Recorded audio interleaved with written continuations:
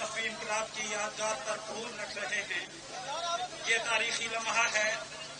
وہ 14 شہداء جنہوں نے مصطفی انقلاب کے لیے اپنی جانوں کا نذرانہ پیش کیا، جس میں ہماری بہنیں، ہمارے بھائی، ہمارے بزرگ شامل تھے. ہم سب ان کو خراج تحسین پیش کرتے ہیں، خراج عقیدت پیش کرتے ہیں. اب آپ کے نعروں کی گونج میں مخاطب ہو رہے ہیں قائد انقلاب، انقلاب انقلاب.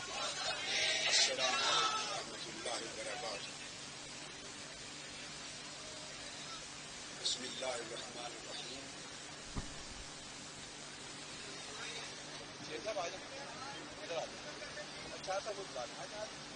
آج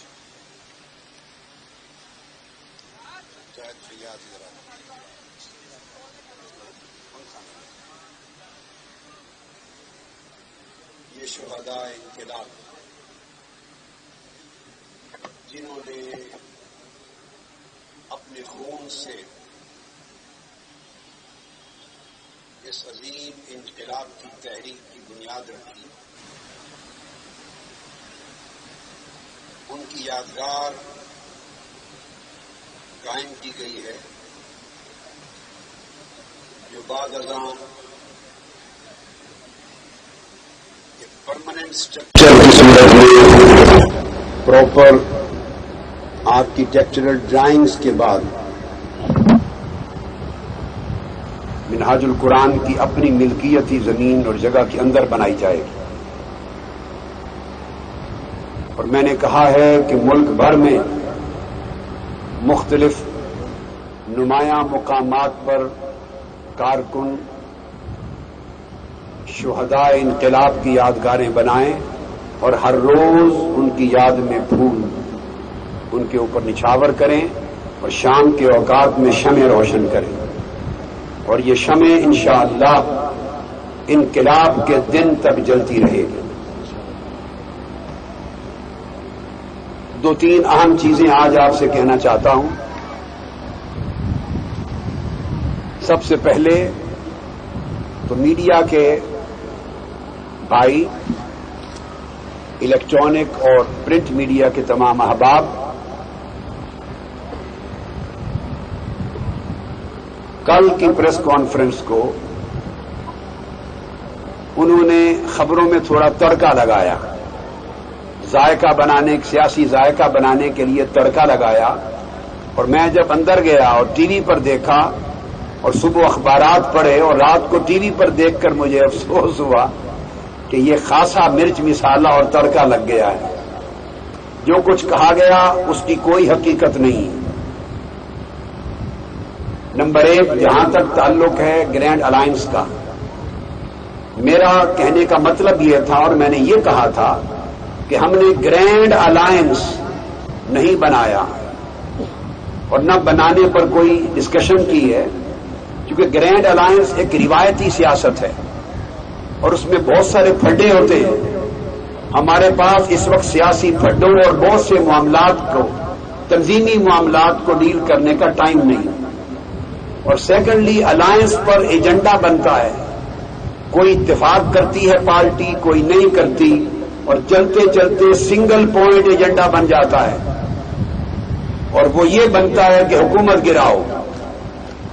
اس لیے میں نے کہا کسی گرینڈ الائنس کا ابھی مقصد نہیں کہ ہم صرف حکومت گرانے کے ایجنڈے پر جد و جہد نہیں کر رہے. حکومت گرانا ایک چھوٹا سا ایجنڈا ہے جو ہوگا. اس ظالم خوخار کرپٹ حکومت کو گرائے بغیر تو آگے بڑھ ہی نہیں سکتے. اس حکومت کو گرانا تو ایک چٹکی ہے، ایک ٹھوکر سے گرا دیں گے اس کو.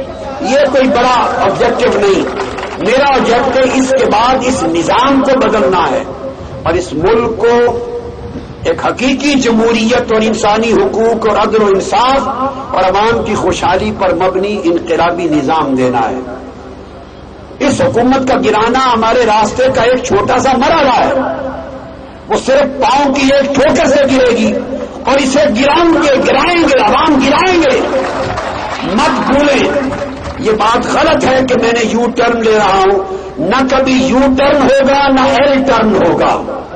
اس تحریک کے سفر میں کوئی ٹرن نہیں ہوگا، بلکہ انشاءاللہ تعالی اس حکومت کو جو ظلم پر، جبر پر، دھاندلی پر، کرپشن پر قائم ہے، ٹھوکر سے گراتے ہوئے انہیں عوام اقتدار سے کک آؤٹ کرتے ہوئے اصل منزل انقلاب کو حاصل کریں گے۔ محض حکومت گرانا منزل نہیں، اس سے آگے بہت بڑے اور کام ہیں جو اس ملک اور قوم کو دینے ہیں۔ یہ بات پہلی تھی۔ دوسری چیز، میں دو باتیں کہہ کے واپس جانے لگا اور آپ نے واپس جانے کی وہ تصویر لے لی اور آپ نے محترم چودھری شجاعت حسین صاحب سے اور چودھری پرویز الہی صاحب سے کہا کہ آپ کے الائنس کا کیا بنا۔ یہ بات بھی درست نہیں۔ چودھری شجاعت حسین صاحب انقلاب کے آخری لمحے تک ہمارے تمام سیاسی رابطوں کے انچارج ہیں اور وہ انقلاب کے آخری لمحے تک اس انتہائی اہم حیثیت کے ساتھ قائم رہیں گے۔ وہ میرے ساتھ رہیں گے، میں ان کے ساتھ رہوں گا۔ میں دوستوں کا دوست ہوں اور بھائیوں کا بھائی ہوں۔ وہ نہایت وفادار دوستوں کی طرح اس انقلاب کی تحریک میں میرے ساتھ ہیں۔ اب ماجرا یہ تھا کہ ہم نے اندر یہ طے کیا تھا پہلے سے، چودھری شجاعت حسین صاحب نے، چودھری پرویز الہی صاحب نے، صاحبزادہ حامد رضا صاحب نے اور علامہ امین شہیدی مجلس وحدت المسلمین اور صاحبزادہ حامد رضا سنی اتحاد کونسل، طے کیا تھا کہ میں صرف دو باتیں کہہ کے واپس آ جاؤں گا، بعد میں پوری پریس کانفرنس آپ چاروں لیڈر کنڈکٹ کریں گے۔ اس لیے کہ اگر میں کھڑا رہا تو پریس والے موسٹلی مجھ ہی سے سوال کرتے رہیں گے، مجھ سے ہی سوال کریں گے، اور میں چاہتا تھا ان قائدین کی بات کو سنے تاکہ وہ بھی اعلان کریں اور اپنا موقف دیں آپ کو، ان کو سنا جائے، قوم ان کو بھی سنے۔ اس لیے میں طے شدہ پروگرام کے مطابق اپنی بات کہنے کے بعد ہٹا، اور مجھے وہ جو کہہ رہے تھے وہ یہ کہہ رہے تھے کہ آپ کی بات کافی ہے، اب ہماری بات کرنے کی ضرورت نہیں، اور میں انہیں آگے آگے کر رہا تھا کہ نہیں، آپ باقی سوالات کا جواب دیں، کانفرنس ایڈریس کریں، میں آپ ہی کی خاطر باہر جا رہا ہوں، آپ ایڈریس کریں۔ وہ کہہ رہے تھے کہ نہیں، کافی بات ہو گئی، اب ہماری ضرورت نہیں۔ ہمارا آہستہ یہ مکالمہ ہو رہا تھا، اس حصے کو آواز سنائے بغیر تصویر کو لے لیا گیا اور یہ منظر بنا دیا گیا کہ شاید میں جا رہا ہوں، کانفرنس چھوڑ کے جا رہا ہوں۔ ایسی کوئی بات نہیں تھی، میں اس غلط فہمی کو دور کرنا چاہتا ہوں۔ اب اگلی بات یہ بتانا چاہتا ہوں کہ انقلاب انشاءاللہ ان شہداء کے خون سے کبھی کوئی شخص بے وفائی نہیں کر سکتا۔ ان شہداء کے خون سے انقلاب آئے گا اور ان شہداء کے خون کے ایک ایک قطرے کا بدلہ لیا جائے گا، اس ہجرت سے بھی جو اسلام آباد میں بیٹھے ہیں اور اس مسلینی سے بھی جو لاہور میں بیٹھے ہیں۔ ان دونوں کو اقتدار کے ایوانوں سے کک آؤٹ کر دیں گے۔ وہ پہلے بدحواس ہو چکے ہیں، میری آمد سے وہ بدحواس ہو چکے ہیں، پاگل پن کا دورہ ان پر طاری ہے، انہیں ہاسپٹل بھی ابھی جانا ہے اور انشاءاللہ جنگ ہوگی۔ ہم اپنی امن کی قوت کے ساتھ انہیں اقتدار کے عواموں سے عوام نکالیں گے، کک آؤٹ کر کے نکالیں گے، اور اقتدار انشاءاللہ ظالموں سے اور کرپٹ لیڈروں سے چھین کر عوام کو منتقل ہوگا۔ عوام ان کو یہاں بیٹھنے کی اجازت نہیں دیں گے۔ اور یہ باتیں جو آپ سن رہے ہیں کبھی کہ ایف آئی اے نے اثاثہ جات کی تحقیقات شروع کر دی، منی لانڈرنگ کے کیس شروع کر دیے، ہمیں سن لیں نواز شریف صاحب اور شہباز شریف صاحب، آپ کی اس قسم کی باتوں کا مت سمجھیں کہ یہاں کوئی گھبراہٹ ہوگی۔ آپ ایک ایف آئی اے نہیں 100 ایف آئی اے لے کے آ جائیں، ہمارا دامن اتنا صاف اور شفاف ہے کہ دنیا کی کوئی طاقت ہمارے دامن پہ انگلی نہیں رکھ سکتی، ہمیں کوئی گھبراہٹ نہیں۔ خود منی لانڈرنگ کرنے والے شفاف دامن رکھنے والوں پر بات کریں، خود لوٹ مار کرنے والے شفاف دامن کرنے والوں پر بات کریں، اپنے اثاثہ جات لوٹ مار کرپشن کے پیسے سے پوری دنیا میں بنانے والے اس شخص سے اثاثے پوچھتے ہیں جس کا 30 سال سے ایک ہی کنال کا گھر ہے اور ایک مرلے کی بھی اور کوئی جائیداد نہیں جس کے پاس، اور جس کی 3 فیملیز اسی ایک کنال کے گھر میں رہتی ہیں۔ آپ تحقیقات کریں، آپ کی بھی تحقیقات ہوں گی، ان قریب انشاءاللہ تعالی وہ وقت آئے گا جب قانون کو اپنا غلام بنانا اور مختلف تحقیقاتی اداروں کو اپنا نوکر بنانا اور نیب جیسے اداروں پر اپنے ذاتی ملازم مسلط کرنا یہ دور نہیں رہے گا. وہ وقت قریب ہے جب آپ قانون اور احتساب کی گرفت میں آ کر جیل میں ہوں گے اور آپ سے پائی پائی کا حساب لیا جائے گا. اس وقت نئی ایف آئی اے ہوگی, اس وقت نئے ادارے ہوں گے جو عین آئین پاکستان کے مطابق ہوں گے, جو قانون کے مطابق ہوں گے, جو غیر سیاسی ہوں گے, جو ریاست کے وفادار ہوں گے, حکمران کے وفادار نہیں ہوں گے. ہم اس کلچر کو بدلیں گے, ہم نظامی حکومت کو بدلیں گے, ہم طرز حکومت کو بدلیں گے. ہمارے دور میں ایسا طرز حکومت آئے گا جب عوام اقتدار پر پہنچیں گے تو ہر غریب اور امیر کے لیے قانون برابر ہوگا, ہر طاقتور اور کمزور کے لیے قانون برابر ہوگا.